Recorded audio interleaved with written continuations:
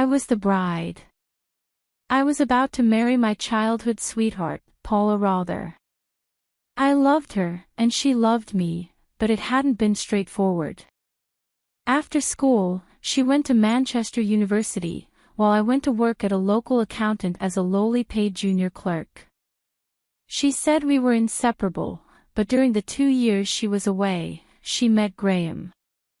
I was heartbroken and knew I was beaten. He was incredibly bright, handsome, popular, and had wealthy parents.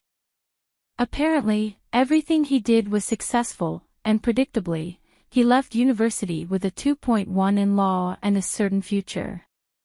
On the other hand, I was unskilled, of a slight build, quite shy, and an orphan with an uncertain future.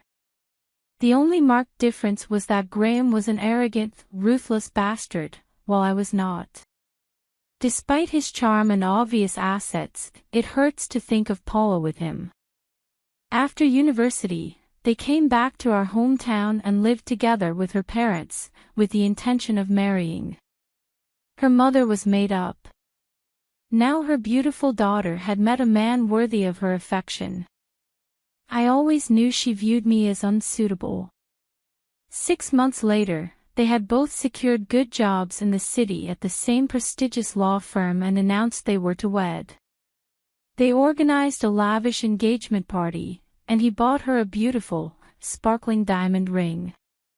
I was incredibly jealous, yet I had a suspicion that Paula was not happy. On the surface, they seemed like an idyllic couple, loving and caring, but underneath, I could see cracks forming in the relationship. I knew her well and sensed all was not right. I took my chance and homed in. She saw me secretly and told me about her mother's ambitious wedding plans, how she hated the idea of a church wedding, and that her mother intended to see her married in her old wedding dress, but I didn't care, as when we were together, it was as if we had never split. She complained about Graham a lot. He apparently, surprise, was rude, arrogant, selfish, scruffy, and impolite. None of which I was, and she missed it, yet I couldn't seem to persuade her to change her mind. I was still thrilled, and then one night, when Graham stayed in London on business, she slept with me in my tiny flat. It was like old times, and she was intensely happy. On the spur of the moment, I bent down on one knee and used an old Coke can ring pole as a ring. I laid my heart on the line, confessed my true feelings, and told her and Graham of my fears. She was stunned into silence and remained speechless for what seemed like minutes. Eventually, she spoke, and what she said sent shivers down my spine. "Yes," she said. I couldn't believe her at first, but she confessed to having doubts about Graham and how I was her first love. She told me of the pressure her mother put her under, and she felt railroaded into the relationship. This was a fabulous development, but not everyone was pleased. When Paula broke the news to her mother, she was furious. I was back on the scene, and she was incredibly disappointed that I'd so-called ruined her daughter's lives. She tried to dissuade me, as expected, and put Paula off. She called me effeminate, a hopeless man, a born loser unable to father children, but I didn't care. Paula was going to be mine.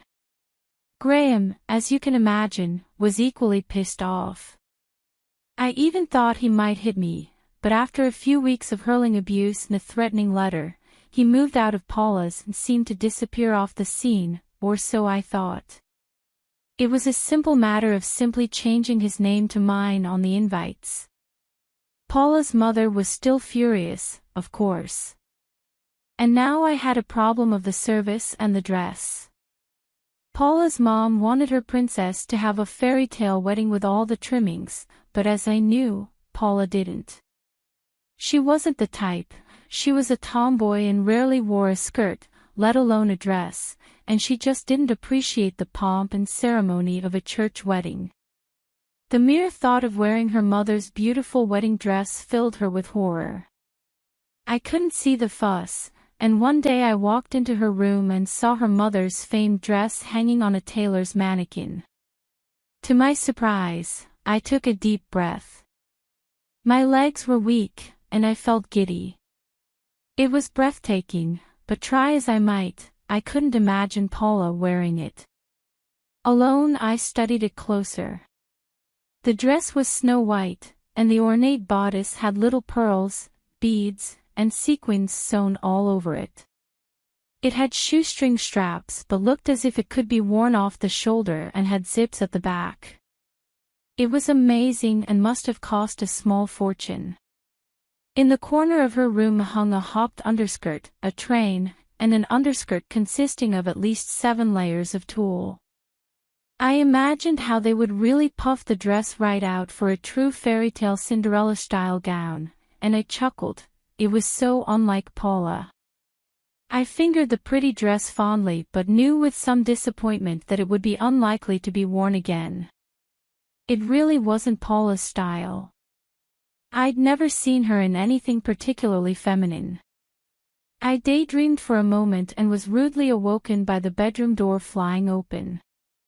Her mother, still angry with me, walked in and scowled. Paula was by her side, equally cross. "We have to arrange a fitting. My friend Joyce will help," Mrs. Rother cried, her voice at fever pitch. "I'm not wearing your stupid dress," Paula says sharply. "I've told you before." I wince as Mrs. Rother looks fit to explode, so I try to help.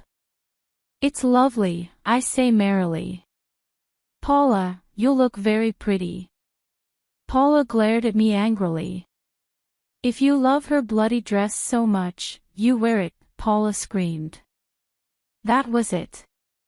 Those few words set her mother thinking, and in a desperate bid to stop the wedding, she suggested to Paula that we swap roles. Most normal brides would perish, but not Paula, who loved the idea. I'm not sure if it was a way of irritating her mother, but I couldn't believe my ears. "You're kidding me," I gasped. But she wasn't. "Nonsense, it's a great idea. The dress will suit you so well. The bodice will accentuate your shapely figure, and the delicate sleeves will make you look so young and slender," Mrs. Rother smirks, and I shuffle awkwardly. "I can see you now," she continues mockingly, "with your long glossy hair tied back, your face beautifully made up, a colorful floral bouquet in your tiny manicured hands, and your idyllic bridesmaids holding your pretty train as you step majestically down the aisle in heels." She sighed and patted her dress lovingly. "This dress brings so many happy memories back of my wonderful day with your father, Paula. I'm so glad you suggested it. I would have preferred you to be wearing it, but alternatively, I couldn't think of a better person. You'll make me so happy."